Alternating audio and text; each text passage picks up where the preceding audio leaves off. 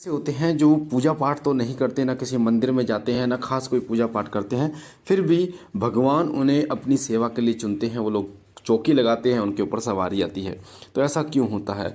ऐसे लोग, जो लोग कभी सोचा भी उन्होंने नहीं था कि मैं भक्ति में कभी आगे बढ़ूंगा या भक्ति में आगे जाऊंगा, कभी भक्ताई में आगे जाऊंगा, कभी मैं चौकी लगाऊंगा, कभी मैं समाज कल्याण का कार्य करूंगा, या किसी सवारी, किसी शक्ति की सवारी मुझे आएगी या कोई शक्ति मुझे प्राप्त होगी।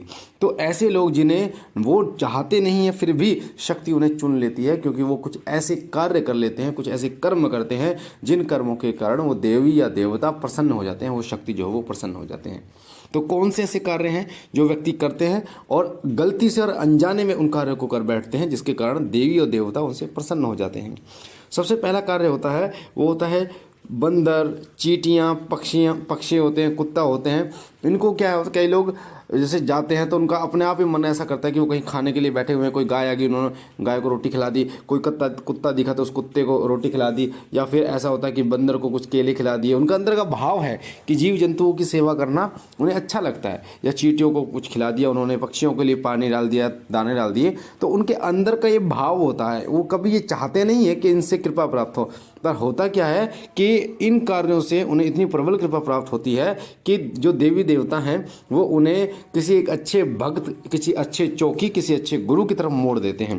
क्योंकि मैं आपको बता दूं, ये जितने भी होते हैं, जैसे बंदर अगर आप खिलाते हैं, बंदर जमाते हैं तो हनुमान जी की कृपा आपको प्राप्त होती है। कुत्ते को रोटी खिलाते हैं तो भैरव बाबा की कृपा प्राप्त होती है। अगर आप गाय को कुछ खिलाते हैं, गुड़ खिलाते हैं, रोटी खिलाते हैं, लोई खिलाते हैं, या कोई हरी सब्जी है वो गाय को खिलाते हैं, तो इससे आपके पितृ, कुलदेवी और कुलदेवता प्रसन्न होते हैं। आपने सोचा भी नहीं होगा कि ऐसा क्यों हो रहा है। आपके पितृ दोष था, आप परेशानियों में थे, पर जब से आपने गाय को रोटी खिलाना शुरू किया, गाय को गुड़ खिलाना शुरू किया, गुड़ खिलाना सर्वोत्तम होता है गाय को। अगर आप गाय को गुड़ खिलाते हैं तो इससे अच्छी बात कुछ हो ही नहीं सकती, क्योंकि गौ माता में सभी देवी देवताओं का वास माना गया है। और कुल देवी और कुल देवता जो होते हैं वो भगवान शिव और माता पार्वती का ही एक रूप होते हैं। और जब आप गाय को रोटी खिलाते हैं, कुछ खिलाते हैं, गुड़ खिलाते हैं विशेष रूप से, तो आपके कुल देवता, पितृदेवता और कुल देवी जो है वो अपने आप प्रसन्न हो जाती हैं। और जैसे कि मैंने आपको बताया कि सभी जो जीव होते हैं उनमें भगवान का वास होता है, और ये किसी न किसी देवी या देवता की सवारी जरूर होते हैं।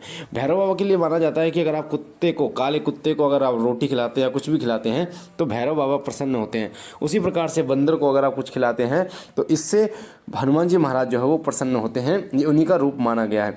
तो लोगों से बोला भी जाता है, कुत्ते को जमाने के लिए, बंदर को जमाने के लिए, चींटी को जमाने के लिए बोला जाता है। और यहाँ तक कि मैं आपको बता दूं कि अगर आप इन कार्यों को करते हैं तो इनसे आपके ग्रह नक्षत्र जो होते हैं वो भी, दोष अगर आपको है, उनका कोई दोष है तो वो दोष भी समाप्त हो जाता है। क्योंकि ऐसे जो कर्म होते हैं, ये कर्म जो हैं, ये कर्म ग्रहों को भी शांत कर देते हैं। साथ ही कई लोगों को आपने देखा होगा जो काले या पीले या लाल कपड़े पहनकर, वो गलती से, उन्होंने अपनी इच्छा से वो कपड़े नहीं पहने, उन्होंने अपनी इच्छा से नहीं पहने, पर उन्होंने जो कपड़े पहने वो अनजाने में पहनकर उन्होंने पूजा कर ली। जैसे मंगलवार को लाल कपड़े पहनकर, लाल टी शर्ट पहन ली उन्होंने, और फिर उन्होंने पूजा कर ली। इस प्रकार पीले में बगलामुखी माता की पूजा कर ली, या फिर काले कपड़े पहन के माता काली की पूजा कर ली। तो इससे भी बहुत फर्क पड़ता है। इससे जो शक्तियाँ होती हैं, जो सकारात्मक शक्तियाँ होती हैं, वो आपकी तरफ अग्रसर होती हैं, वो आपकी तरफ आकर्षित होती हैं, और वो शक्तियाँ फिर आपके पास धीरे धीरे इकट्ठी होनी शुरू हो जाती हैं। और फिर आपको वो ऊर्जा जब मिलती है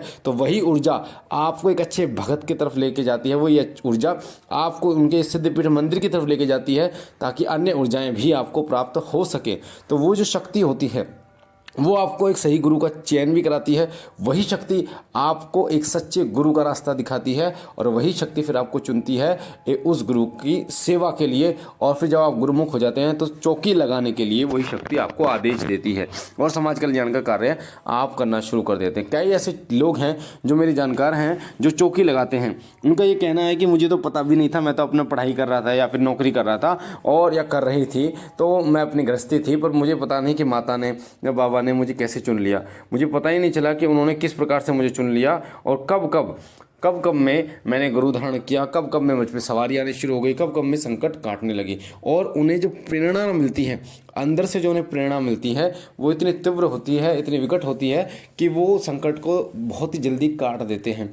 और अपने आप ही आंख बंद करने के बाद सामने वाले व्यक्ति के बारे में हमें पता चलता शुरू हो जाता है। तो देवी शक्तियाँ जो होती हैं वो अपने भक्त को, अपने सेवक को स्वयं चुनती हैं, और वो अपने सेवक से समाज कल्याण का कार्य कराती हैं। तो देवीय शक्तियाँ जब कल्याण कराना चाहती हैं समाज का, तो वो इसी प्रकार से आपके कराती है। तो ऐसे लोग जो गलती से या अनजाने में ऐसे कर्मों को भी कर जाते हैं, तो उन्हें देवीय कृपा प्राप्त होती है। उनका भौतिक जीवन बहुत सुखमय होता चला जाता है। उनके जीवन में आ रहे क्लेश मिट जाते हैं, और ना चाहकर भी ऐसे कर्म कर जाते हैं जिनसे पितृ प्रसन्न हो जाते हैं, कुल देवी और कुल देवता प्रसन्न हो जाते हैं, और वो देवीय शक्तियों को वो ग्रहण करना शुरू कर देते हैं। और फिर उनका झुकाव जो सिद्धपीठ मंदिरों की तरफ होना शुरू हो जाता है। मैं आपको बता दूं, जो सिद्धपीठ मंदिर होते हैं वहाँ पर इतनी ऊर्जाएं होती हैं, इतनी शक्तियाँ होती हैं कि जब आप सिद्धपीठ मंदिर पर बार बार जाओगे ना, तो कोई ना कोई शक्ति आपके साथ आपके घर आएगी, आपके साथ आएगी, जिससे क्या होता है आपके साथ वो शक्तियाँ जुड़ती चली जाएंगी। आपने महसूस किया होगा कि जितनी बार भी आप किसी मंदिर में गए हैं, किसी सिद्धपीठ मंदिर की बात कर रहा हूँ मैं, सिद्धपीठ मंदिर की बात, आपके आसपास कोई मंदिर होगा, या उस मंदिर की बात नहीं कर रहा, सिद्धपीठ मंदिर की बात कर रहा हूँ। जैसे माता बगलामुखी का सिद्धपीठ मंदिर होता है, माता कालका का सिद्धपीठ मंदिर होता है, बाबा मोहनराम का सिद्धपीठ मंदिर होता है, उसी तरीके भैरव बाबा का सिद्धपीठ मंदिर होता है, अन्य किसी देवी या देवता का सिद्धपीठ मंदिर होता है। जैसे माता वैष्णो देवी का दरबार होता है माता का, ठीक है, नैना देवी दरबार है, ज्वाला देवी दरबार है। इसी प्रकार से इनका सिद्धपीठ जो मंदिर है, जहाँ पे इनकी ज्योति अखंड जल रही है, उन दरबारों में जब आप जाते हैं, उन स्थानों पर जब आप जाते हैं, तो वहाँ से शक्तियाँ आपके साथ जुड़ना शुरू कर देती हैं और आपको और ऊर्जावान बनाना शुरू कर देती हैं, जिससे वो आपको प्रेरणा भी देती हैं, आदेश भी देती हैं समाज का कल्याण करने का। तो ये जो कार्य हैं, ये कार्य कभी मत रोकना। जानवरों को, पक्षियों को खाना खिलाना, उनको तृप्त करना, अन्न देना है, पानी खिलाना, ये हमारी जिम्मेदारी, हमारा फ़र्ज़ है। भगवान ने हमें जो भी बख्शा है, यानी जितना भी आप कमा पा रहे हैं, चाहे आप 10,000 कमा रहे हैं, चाहे 20,000 कमा रहे हैं, चाहे 5, 10 जो भी कमा रहे हैं, उसमें से कुछ हिस्सा इनका भी है, और इनको आप कुछ हिस्सा लगाते हैं। 10,000 रुपये में से अगर आप 10,000 रुपये में से अगर हर महीने आप 200-300 रुपये निकाल देते हैं, और इनके लिए, कुत्तों को रोटी खिलाने के लिए, गायों को रोटी खिलाने के लिए, या फिर पक्षियों को लिए दाना पानी देने के लिए, तो आप यकीन मानिए आपके ऊपर जो है वो देवी कृपा इतनी तीव्र गति से होगी, आपने सोचा भी नहीं होगा। क्योंकि जो देवी कृपा होती है, ये इस तरीके की सेवाओं से बहुत जल्दी मिलती है, बहुत जल्दी आपको प्राप्त होती है, जितनी आपको पूजा पाठ से नहीं मिलती, जितने। और सबसे अच्छी बात ये होती है, इसमें किसी प्रकार का आपका नियम नहीं होता। आप अपनी इच्छा से जब उनको खिलाना चाहें, जब उनकी सेवा करना चाहें, आप कर सकते हैं। तो मुझे आशा है ये जो महत्वपूर्ण जानकारी मैंने आपको दी है, और सभी लोगों से मैं हाथ जोड़कर विनती करूंगा कि पशु पक्षियों की, जैसे गर्मी अभी आ रही है, तो पशुओं के लिए, पक्षियों के लिए दाना पानी जरूर खिलाएं उनको, और जितना हो पाए अपनी इच्छा से उन्हें रोटी खिलाएं, छत पर पानी रखें, दाना डालें, ताकि, क्योंकि ये हमारे ही भरोसे हैं, भगवान ने हमें ही ये चीज़ें बख्शी है कि हम इनका पालन पोषण कर पाएँ। तो बाबा भोलेनाथ आप पर कृपा करें, आपके घर पर कृपा करें, आप सदैव